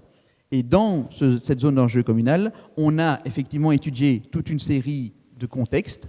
On a tiré, sur base de ce que l'auteur de projet nous avait proposé, une conclusion, et cette conclusion doit faire l'objet d'une étude d'incidence. Donc à ce stade, le dossier Athénor, c'est ça, il n'y a rien de plus. Voilà. Mon micro fonctionne. Oui. Sur la première question de Mathieu concernant les densités, effectivement, il y a un certain nombre de zones dans lesquelles il n'y a pas de densité maximum, mais une densité minimum, et notamment dans le centre de la commune. Et donc, là, dans le cadre de la révision du schéma de structure, on va justement pouvoir définir dans ces zones-là, remettre je me retourne toujours parce que c'est lui qui maîtrise bien ces dossiers-là, mais donc pouvoir redéfinir. Et ce qui va être défini va s'inspirer de l'existant. Donc si par exemple, mettons dans le quartier du centre, on a une densité moyenne de 30 à 50 logements à l'hectare, on ne va pas aller dire que dans telle zone qui est dans le centre, on va en mettre 70. Donc on va s'inspirer du bâti existant. Donc ça c'est la première question. Parce qu'effectivement, c'est une faiblesse du règlement actuel qui a été voté en 1994. Non, 89-90. Et donc ça, c'est clair que la révision des schémas d'instruction va venir renforcer les outils du collège pour discuter avec les promoteurs. La question de l'école, c'est une question qui fait toujours un peu sourire, c'est toujours la même finalement, qui vient en disant « ouais, on va investir dans une école alors que ce n'est pas des LAULPO, etc. » D'abord, la réglementation de la communauté française nous interdit de refuser quelqu'un sur base d'une adresse. Donc on est obligé de prendre les personnes qui s'inscrivent à l'école communale de la Hulpe. Et c'est normal, parce que vous allez quand même bien comprendre que vous habitez, je ne sais pas moi, à Beauvechin, vous travaillez chez Swift, c'est quand même beaucoup plus facile quand on est une jeune maman ou un jeune papa d'aller mettre votre enfant près de l'endroit où vous travaillez plutôt que dans l'endroit où vous habitez, parce que vous avez quand même une longue distance à parcourir. Mais c'est aussi le cas pour des LAULPois. Moi, j'ai beaucoup d'amis à la Hulpe dont les enfants ne sont pas à la Hulpe dans les écoles. Il y en a certains qui sont dans la commune à côté parce qu'ils veulent apprendre le néerlandais. Et donc, on pourrait se permettre de dire on ne veut pas les autres, mais les nôtres peuvent aller ailleurs. Donc ça, non, mais je ne dis pas que c'est ce que je dis, mais j'entends cet argument régulièrement. À l'école communale, il y a 60% des élèves de l'école communale sont des LAULPois. Après, vous avez des gens qui travaillent à la commune, et vous avez des gens qui travaillent dans la commune. Donc des membres du personnel communal, qui ne sont pas nécessairement des LAULPois, et puis vous avez aussi des gens qui travaillent sur la commune, et je pense qu'ils ont le droit d'aller mettre leurs enfants dans l'école de la commune. Et je ne suis alors pas du tout d'accord avec l'argument, et je trouve ça même, c'est un argument qui me gêne profondément, c'est quand on dit on est en train de vider une autre école pour remplir les écoles communales. On ne fait pas du prosélytisme, hein. Donc on ne se met pas tout nu pour attirer les gens chez nous. Hein. Donc, non mais que ce soit clair, mais moi je suis très attaché, et je suis libéral, et je le défends, et j'en suis très fier, à la liberté de choix des parents. Et si un parent veut mettre son enfant dans l'enseignement de la communauté française ou communale, et qui ne veut pas le mettre dans l'enseignement catholique parce qu'il n'est pas de confession catholique, il doit trouver une place dans l'enseignement communal. Et donc ce n'est pas une question de vider ou pas. Ce qui se passe, c'est qu'il y a moins de catholiques qu'avant. Ça, c'est la réalité. Les églises se vident et il y a moins de personnes de confession catholique. Je ne porte pas de jugement là-dessus. Je dis simplement que les gens, ils ont envie de mettre leur enfant dans l'enseignement communal et il faut leur laisser le choix de le faire. Voilà. Mais il n'y a pas une guerre. Et d'ailleurs, vous le voyez, dans le bulletin communal, on donne de la place, on essaye de faire de la pub pour Saint-Léon, pour Notre-Dame. On a intérêt à ce que ces écoles fonctionnent. On a tout intérêt à ce que ces écoles fonctionnent. Et donc, mais il n'y a pas de guerre entre la commune et on ne veut pas vider les écoles. Mais je ne veux pas imposer, vraiment, je ne veux pas imposer à quelqu'un qui ne veut pas mettre son enfant dans l'enseignement catholique de mettre son enfant dans l'enseignement catholique. Je ne veux pas l'imposer. Voilà. C'est rapide. Oui, rapide. D'abord, je ne pense pas que ce soit le critère majeur aujourd'hui dans nos sociétés, catholiques ou pas catholiques. Ah, quand même. Je ne pense pas que ce soit le critère majeur. Et deuxième chose, tu as dit, Christophe, qu'on allait, au moment où on allait encore mettre l'école à côté d'Eaglestone, qu'on construirait sur une certaine capacité et qu'à partir de ce moment-là, on ne la dépasserait plus et on limiterait les entrées. Oui, parce qu'on a fait le même problème. Aujourd'hui, nous avons, je ne vais pas me tromper, 16 ou 17 classes de primaire, c'est-à-dire qu'il y a quasiment 3 classes par année. Hein, donc ça, c'est la réalité aujourd'hui. Et on a dit, on doit pouvoir, donc par rapport à la modélisation qu'on avait faite, on doit être capable d'absorber, si la population augmente, on doit être capable d'absorber cette augmentation de population avec une école à 18 classes primaires. Et donc on s'est fixé une limite. Il faut aussi bien se rendre compte qu'il y a moins d'enfants. Aujourd'hui, on fait moins d'enfants qu'avant. Et donc ça veut dire que ce n'est pas parce qu'on augmente de 10% qu'on aura 10% d'élèves en plus dans nos écoles. Il y aura moins. Je vous interromps, madame.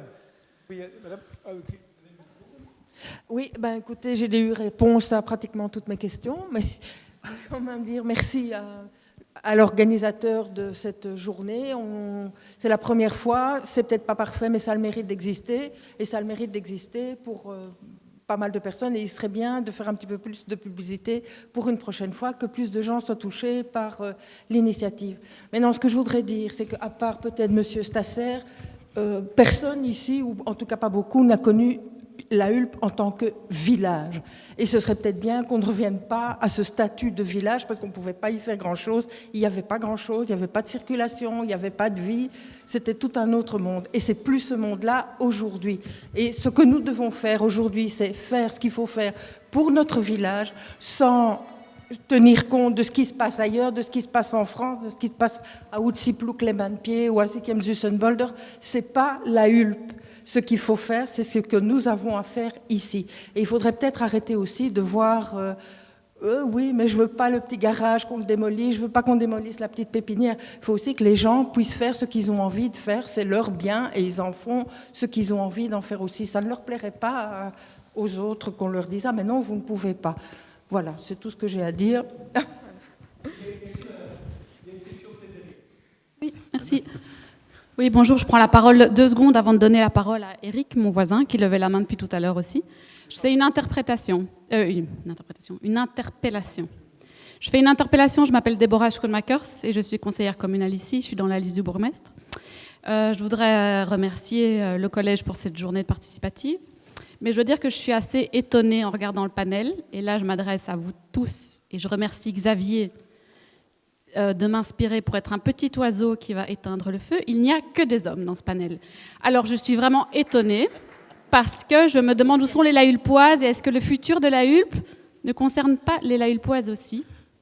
Donc voilà, je vous interpelle parce que franchement, la participation citoyenne c'est essentiel, mais alors la parité, c'est le cœur du processus démocratique aussi.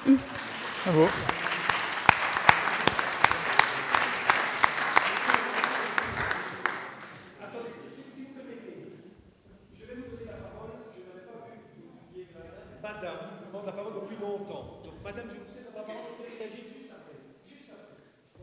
Merci.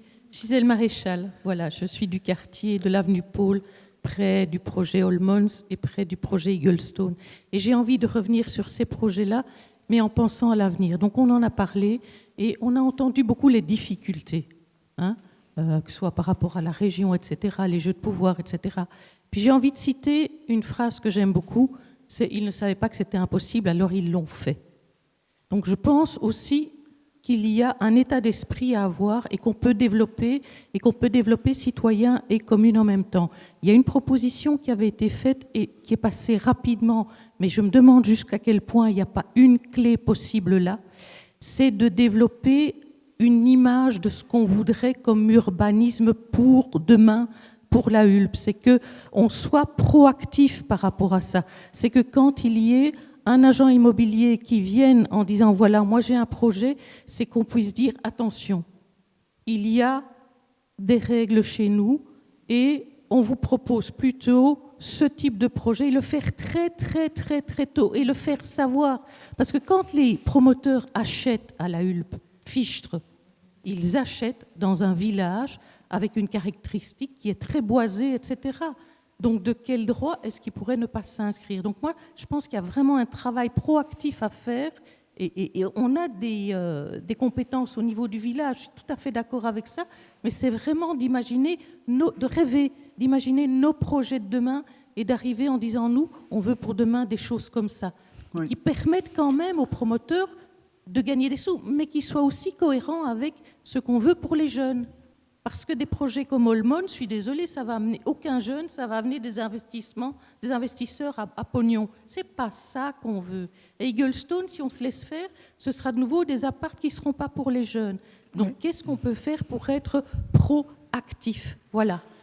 Peut-être juste pour répondre à cette question que je pense, je regarde Xavier, mais au collège, on partage tout à fait ce que vous dites. Donc, le sens de revoir notre schéma de structure communale, c'était justement de définir ce cadre, et comme je l'ai dit tout à l'heure, de définir un certain nombre de règles et de dire aux promoteurs, quand vous venez, ça c'est le cadre dans lequel vous devez travailler. Maintenant, dire Je ne sais pas jusqu'où vous voulez voir quand vous dites rêver, etc. Dire il faut mettre des briques ou pas des briques. Ça, je ne sais pas. Non, mais je ne dis pas ça. Mais, donc, c'est vraiment définir un bâti et un cadre qui est respectueux de ce que la Hulpe est aujourd'hui et de ce qu'on veut que la Hulpe soit demain. Voilà, ça, je crois que c'est vraiment important. Alors, on va prendre encore 3 questions. Il y en a 2 là-bas, j'ai vu. Monsieur, là-bas, je vous cède la parole. Éric, oui. Bonjour, Éric Doualef, j'habite à la Hulpe depuis 20 ans. En fait, je rebondis un petit peu sur ce qu'a dit Mme Schumacher, c'est ce qu'a dit Xavier tout à l'heure. C'est un petit peu sur la représentativité des gens qui sont devant nous ou qui sont dans la salle. Je m'implique un peu dans la vie communale, à plein de niveaux. J'assiste à des conseils communaux, j'assiste à des réunions de quartier. Et je suis toujours étonné de voir les gens qui s'affirment comme étant nos représentants, en fait. Ça a encore été dit tout à l'heure. Je ne vois pas en quoi la liste des citoyens représente tous les Lahulpois, à contrario de, par exemple, M. Dister, qui a été élu. Ça, c'est une chose. Je ne comprends pas très bien non plus pourquoi, comme des groupes comme la Hulpe Stop, d'abord, je ne comprends pas bien ce nom, et puis comment ces gens viennent aujourd'hui poser des questions sur des sujets qui sont abordés au conseil communal depuis des années. Donc, s'ils s'intéressaient à ce qui se passe au conseil communal, ils seraient au courant de tous ces problèmes-là. Votre réaction, ça ne demande pas de réaction. Là, il y avait monsieur... Juste un petit sourire. J'arrive, madame. Ce sera la dernière. D'abord, monsieur qui va demander et madame derrière. Voilà. Merci. Jean-Guibert Croux, habitant de la Hulpe depuis plus de 30 ans, très motivé par ma commune, mais un peu déçu par, je vais être dur, mais par le niveau du débat, au niveau des visions passéistes que pas mal de gens ont sur la Hulpe. J'ai eu la chance d'assister à une conférence d'un ingénieur architecte flamand, Léo van Broek, que je vraiment propose de faire une soirée avec ce monsieur sur les visions futuristes et les exigences qu'on a par rapport au débat climatique, par rapport aux consommations, par rapport à toute chose. Concentrer l'habitat, c'est une notion essentielle. Augmenter les zones vertes au lieu sur 500, sur 1 hectare, ne construire que sur la moitié, mais le double de personnes, il faudrait inviter cette personne pour un petit peu élargir le débat et des visions passéistes. Jean-Michel, quand tu me dis petite pépinière, le petit garage, il faut aller plus loin que ça et voir quand même les nouveaux bâtiments qui ne sont pas énergivores, qui sont aux normes actuelles. Et je trouve que c'est dommage qu'à la Hulpe, il n'y ait pas plus de débats futuristes. Et une conférence de cet homme qui est éminent, hein, c'est un professeur à la KUL, il a été conseiller du gouvernement flamand et tout ça, il a vraiment des visions d'avenir extraordinaires. Il fait d'abord un débat sur ce qui existe dans le monde et comment on peut pallier à ça. Je crois qu'il y a beaucoup de gens ici, quand ils écouteront ce discours, ils se diront, on était tout à fait à côté de la plaque en disant pas d'appartements, que des petites maisons individuelles, etc. Non, il faut écouter ce genre de discours pour élever un peu le débat sur la réflexion de l'organisation de l'urbanisme dans notre commune. Mais je peux juste faire juste une petite remarque par rapport à ce que vient de dire Jean-Guibert Croux. C'est intéressant, évidemment, parce on essaye toujours de prendre un peu de recul par rapport à tout ce qu'on entend. Des fois, vous pouvez penser qu'on ne tient pas compte de ce que vous nous dites, mais ça alimente notre réflexion et forcément, ça fait du chemin. Mais des fois, il y a quand même des réflexions qui sont très antinomiques. Tout le monde, il y a beaucoup de gens qui sont d'accord, il faut travailler pour le climat, c'est pas mon voisin de gauche qui me dira le contraire, il faut travailler pour le climat, etc. Mais si on veut améliorer la performance énergétique du bâti de notre commune, c'est pas en gardant tout tel qu'il est aujourd'hui. Parce que ça n'a pas été construit à l'époque pour ça. Et donc, tout le monde... je vais un peu caricaturer, parce que ceux qui me connaissent bien savent que des fois, les gens le prennent mal, mais en fait, moi, j'aime bien caricaturer pour illustrer les choses.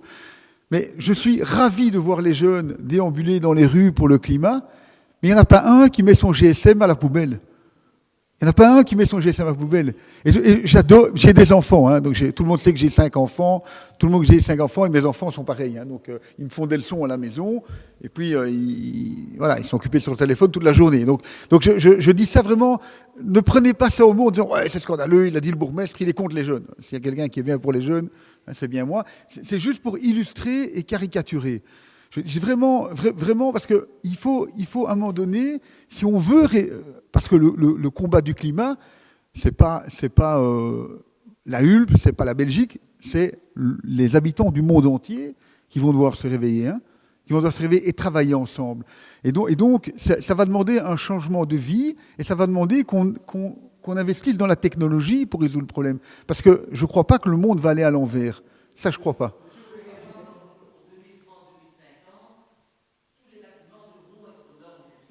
Oui. Alors, c'est pire que ça. Je crois parce qu'on est dans le fond. C'est pire que ça. C'est que chaque fois qu'il y aura une mutation, c'est-à-dire un changement de propriétaire, on va imposer à l'acquéreur de mettre le bâtiment aux normes. Et donc, ça va coûter de l'argent. Alors, ça va sans doute réduire le prix des bâtiments, mais le nouveau propriétaire devra investir pour mettre le bâtiment aux normes.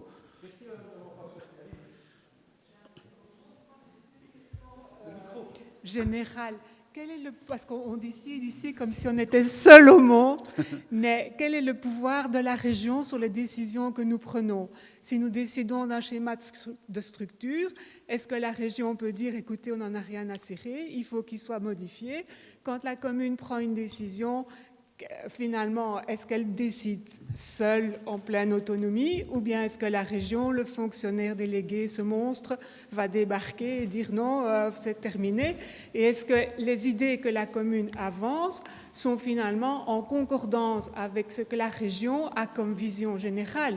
Parce que là, enfin, je ne connais pas grand-chose, mais il me semble qu'au niveau de la région wallonne, on a une vision de condensation, non, de densification de l'habitat, de laisser... Enfin, voilà, et c'est un peu ça que je voulais savoir. Donc, moi, c'est simplement une question d'information générale. Merci.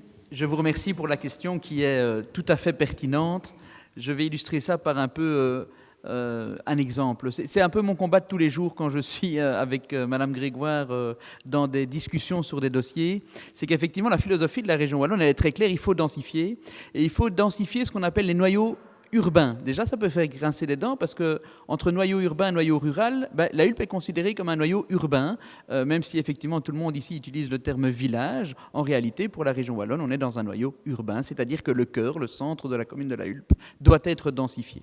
Alors, je pense qu'on est tous d'accord, et moi je ne suis pas inquiet pour l'avenir, parce qu'en fait, on partage les mêmes préoccupations. C'est-à-dire, vous qui êtes dans la salle, moi ici, le bourgmestre à côté de moi, et certains élus qui l'ont dit, on veut effectivement garder l'état d'esprit qui se trouve à la Hulpe et qui est un état d'esprit qui n'est pas le même que celui de Genneval, de Rixensart, de Lannes et qui est propre à la Hulpe. Alors, dire qu'il n'y aura pas d'évolution, c'est impossible parce que effectivement, la vie, c'est d'évoluer et c'est de changer. Il faut cadrer cette évolution et donc on doit, à un moment donné, s'opposer quand on n'est pas d'accord, notamment à la politique de la région wallonne, c'est ce qu'on est en train de faire. Quand j'entends qu'on parle d'environnement, moi je suis peiné, encore une fois, de savoir que l'instance qui est censée protéger la nature à l'échelle régionale, le DNF, est absent, faute de moyens, dans la plupart des dossiers. Et en fait, la commune remet des avis plus contraignants que le DNF.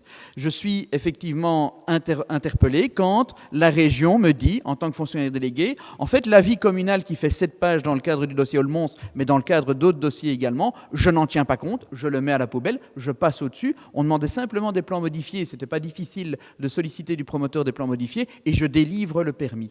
Et donc, ce n'est pas parce que la région nous dit, par exemple, dans le cadre d'Athénor, vous avez fixé une norme de logement, mais en fait, vous devez être beaucoup plus haut à cet endroit-là, que la commune va aller dans ce sens-là, mais ça demande une énergie, ça demande effectivement de pouvoir à un moment donné dire on n'est pas d'accord et on maintient ça. Donc voilà, le chemin long, ça c'est aussi effectivement un excellent exemple.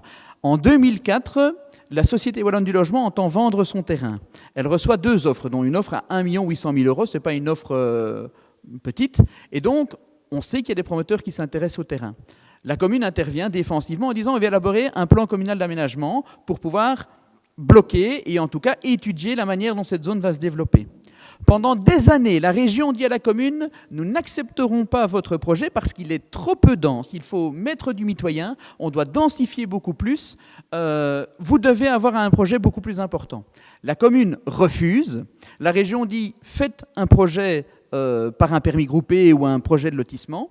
La commune s'exécute en disant on va préserver la majeure partie de la zone. Et à ce stade, finalement, la région est en train de se dire c'est peut-être pas un bon endroit pour construire. Ce qu'on dit depuis des années, depuis vraisemblablement 1990. Alors, moi, je n'ai aucun souci avec ça. L'objectif est atteint, c'est de protéger la zone. Mais c'est quand même effarant qu'il ait fallu lutter pendant près de 15 ans pour pouvoir arriver à cette conclusion-là. Monsieur Péchet, réaction rapide et je donne le micro à madame. Mais attendez peut-être la réaction, monsieur. Oui, je voulais rebondir en fait ce qu'a dit Jean-Guy Bercroux, que je trouvais essentiel. Je pense qu'on a besoin de projets positifs pour la Hulpe. En fait, chaque fois qu'on est réunis sur des réunions d'information préalables, sur des projets immobiliers, on est chaque fois face à des projets sur lesquels on n'a pas envie. Moi, ce que je trouverais intéressant, c'est de trouver des projets sur lesquels, ça, on a envie. Et ça, tant qu'on n'a pas des apports de professeurs de la KUL ou d'autres experts qui permettent d'imaginer des projets dont on a envie en tant que la Hulpois, il faut venir avec ces projets-là. Donc je trouvais ça très intéressant qu'on ait justement des soirées comme vous le proposez pour trouver des projets qui donnent envie et qui donnent envie de les pousser et d'insuffler ça aux éventuels promoteurs qui viendraient. Moi, je pense il y a quelques années, notre local d'Écolo La Hulpe, on a été visiter un site à Waterloo qui s'appelle Bella Vita. C'est un site qui est imaginé dans le durable, avec la communautarisation d'équipements. Voilà, il y a des exemples qui existent autour de nous. On peut essayer de s'en inspirer, essayer de pousser pour ça. Maintenant, comme l'a dit Christophe Dister, on ne va pas être à la place des promoteurs, on ne peut pas leur imposer non plus tout ce qu'on veut faire nous.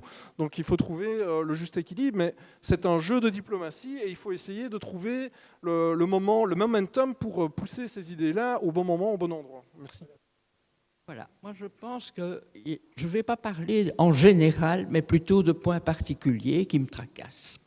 D'abord, le bâtiment de la province, qui actuellement est l'école de musique. J'ai vu que vous pensiez même y mettre les enfants pendant qu'on rénove l'école communale, éventuellement. C'est un bâtiment qui est en ruine. Hein. Enfin, il va très mal. Il doit vraiment être restauré, mais vraiment. Ça appartient à la province, d'accord. Il y a une question que la province vous le donne peut-être, mais alors c'est un cadeau pourri, quoi.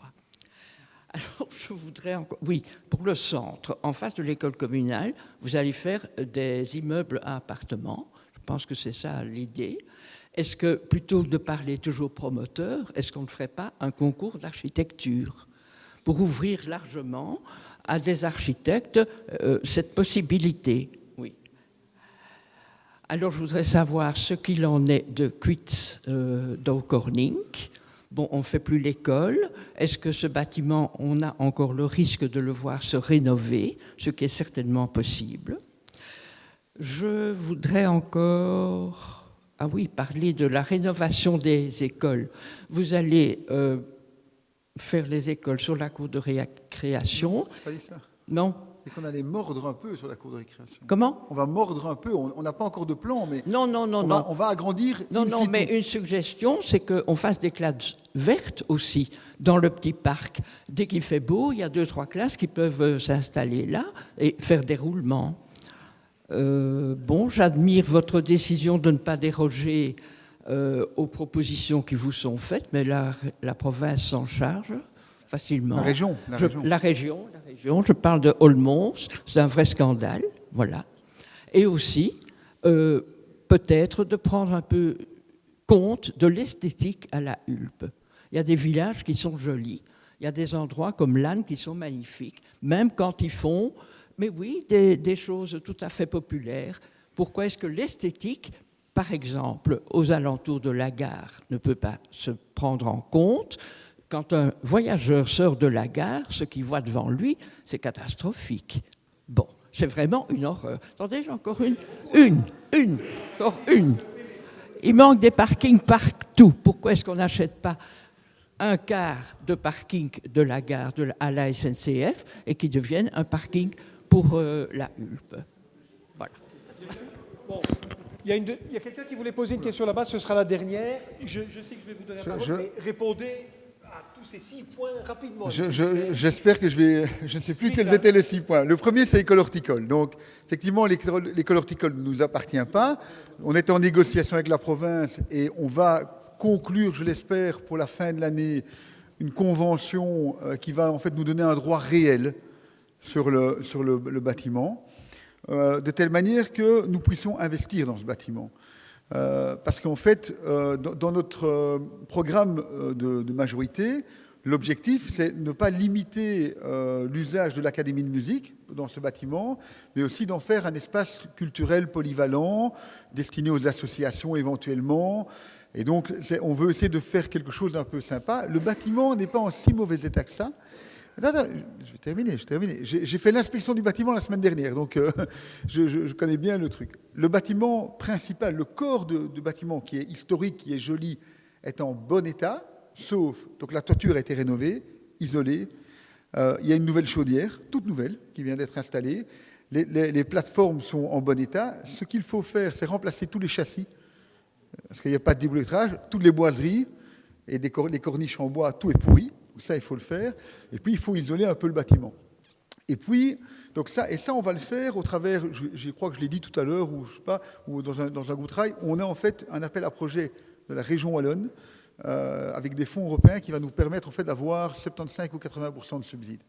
Donc là, on va vraiment pouvoir, mais pour ça, il faut qu'on ait le droit réel. Donc il faut qu'on ait terminé la négociation avant fin février avec la province.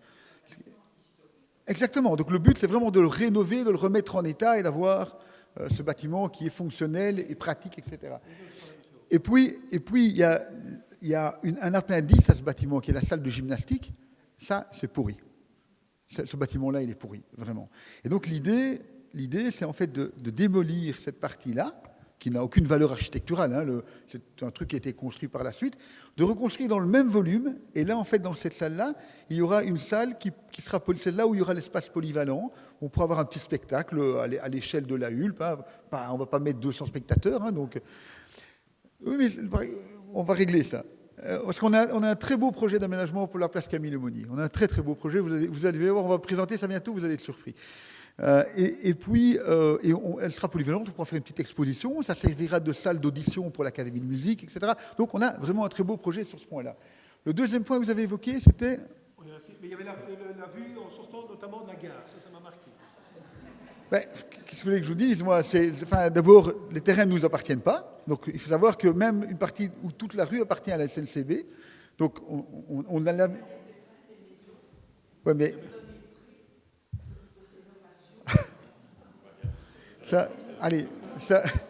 c'est marrant parce que vous voyez qu'on doit gérer la complexité. Hein. Tout à l'heure, M. Cuper disait il ne faut pas démolir le petit garage, qui est un bâtiment pourri, hein, le petit garage, ça je peux vous le dire. Le bâtiment, il est pourri, il ne faut pas démolir, et vous nous dites qu'il faut donner des primes pour améliorer le visuel. Donc, vous avez vu le grand écart entre les deux. Hein, alors, on ne parle pas de ça, concours pour des architectes. Ça, c'était aussi une réflexion. Donc, ce qu'on avait fait, donc par rapport au projet qui est là, donc ce qu'on avait fait, d'abord, on va rester dans le gabarit de la rue des Combattants. Donc, vous dites, on ne va pas faire un immeuble gigantesque, on ne va pas faire un R+3 et tout ça. On va rester dans le gabarit de la commune et on va lancer un cahier des charges pour désigner un auteur de projet. Et donc, l'auteur de projet, il y aura à la fois le prix et à la fois la conception. Donc, le cahier des charges pour l'auteur de projet va être présenté au conseil communal normalement au mois de décembre. Et donc là, les architectes qui vont soumissionner devront, on va définir qu'ils doivent faire un croquis, enfin, en tout cas donner la philosophie de construction qu'ils veulent faire dans le cadre d'une description de projet qui a été définie. Bon, tu n'as pas répondu à tout, pardon, c'est pas grave. Je suis toujours disponible. Hein. Voilà, et je vais venir chez vous, ne vous inquiétez pas. Oui, bonjour, Muriel Huard, conseillère communale écolo. Je voulais déjà vous remercier de garder l'école ici, comme c'était une grosse préoccupation pour nous, on est très contents. Mais j'ai vu, c'est pas un mais, j'ai vu dans la presse ce matin que le petit parc allait servir de cours de récréation. Je voulais savoir ce qu'il allait en être, s'il allait rester vert, si les arbres allaient rester, s'il ne va pas être bétonné, s'il sera ouvert au public encore pour les enfants le week-end, etc. Voilà, non, donc l'idée, c'est vraiment lui redonner une fonction de parc, enlever évidemment les containers qui sont là, vraiment, et ça, à la limite, ce serait intéressant de faire ça avec les acteurs de l'école, mais aussi les gens du quartier, et de redessiner complètement le petit parc. Donc, qu'est-ce qu'on veut comme type d'aménagement, des jeux, pas des jeux, etc. Et c'est simplement que une partie des élèves, comme on devra sans doute rogner un tout petit peu, sans doute sur la cour qui est là, parce que la première idée, mais on va désigner un architecte, hein, donc, mais la première idée, c'est de se dire, il y a aujourd'hui une conciergerie qui n'est plus utilisée, on pourrait agréablement retravailler cette partie, ce côté-là, pour essayer de construire quelques classes. Il nous faut 6 classes. Si on fait 6 classes, on retire les 3 classes du petit parc, on enlève 2 classes qui sont dans les toits et on récupère un réfectoire. Et donc avec ça, on pense qu'on va arriver à faire fonctionner l'école un peu mieux pour les enfants. Moi, je dis toujours, je prends cet exemple-là, maintenant, mes enfants, ils n'ont plus d'enfants à l'école communale, mais je me souviens que l'année passée, quand ils mangeaient dans leur classe, quoi, à midi. Donc quand vous êtes dans vos classes, comme il n'y a plus de réfectoire, ils mangeaient les tartines assis en classe. Donc vous avez cours pendant 2 heures, vous ne pouvez pas sortir. Il y a le moment durant, c'est quand même un moment où on sort, on discute un petit peu. Non, on reste en classe, on mange. Après, on va dans la cour, évidemment. Mais donc, je trouve qu'avoir des réfectoires, avoir un peu d'aisance, et même pour les enseignants, parce que forcément, les enfants sont plus nerveux quand ils n'ont pas la possibilité d'externaliser un peu. Donc, il faut donner un peu d'espace à tout le monde dans ce bâtiment. Monsieur Chuménis, vous me demandiez la parole rapidement. Oui, merci beaucoup.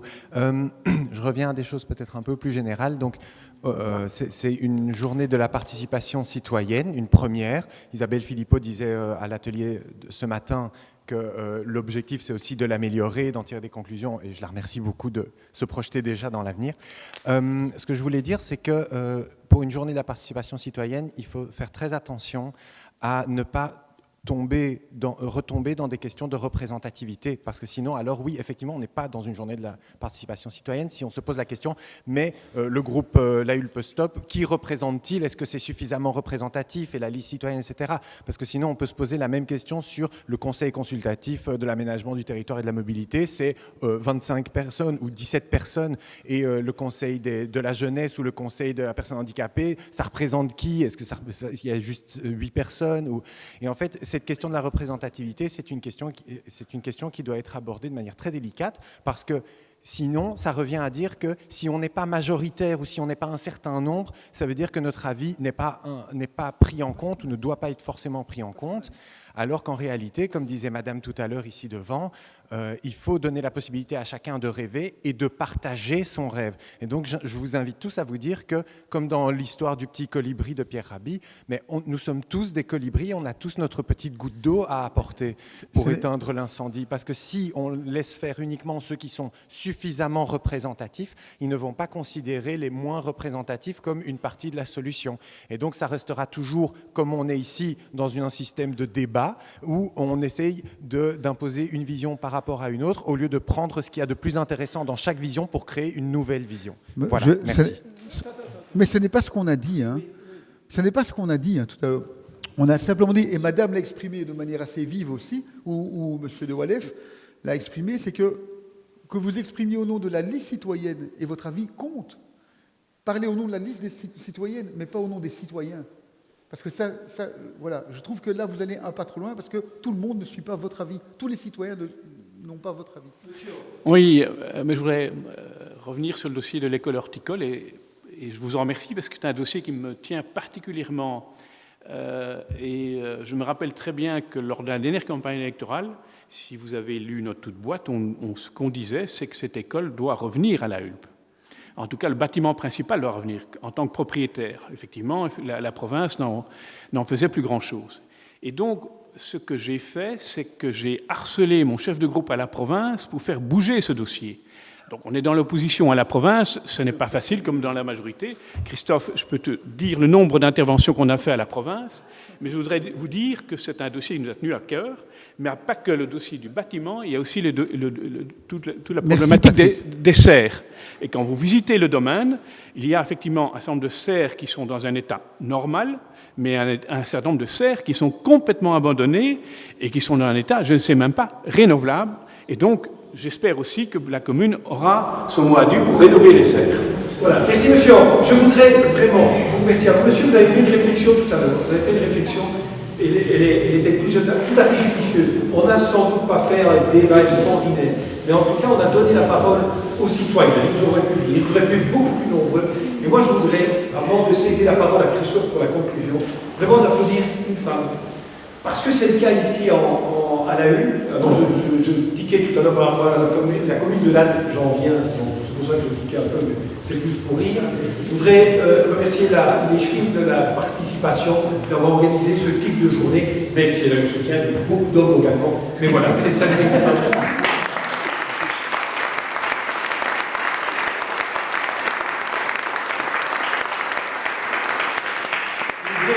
même si je sais, je peux comprendre que dans les débats, ce n'est pas toujours évident. Je voudrais vous remercier d'abord vous d'avoir joué le jeu, vous également les citoyens d'avoir joué le jeu, et puis je sais la parole à votre bourgmestre pour la conclusion, parce que malgré tout, jusqu'à preuve du contraire, c'est toujours lui qui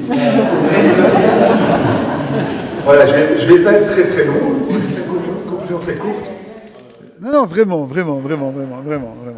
C'est vraiment pour simplement vous dire que j'ai vraiment la conviction qu'on est à un moment essentiel du développement de notre commune. Vraiment, il y a beaucoup de choses, parce qu'on a des reconversions de sites, etc.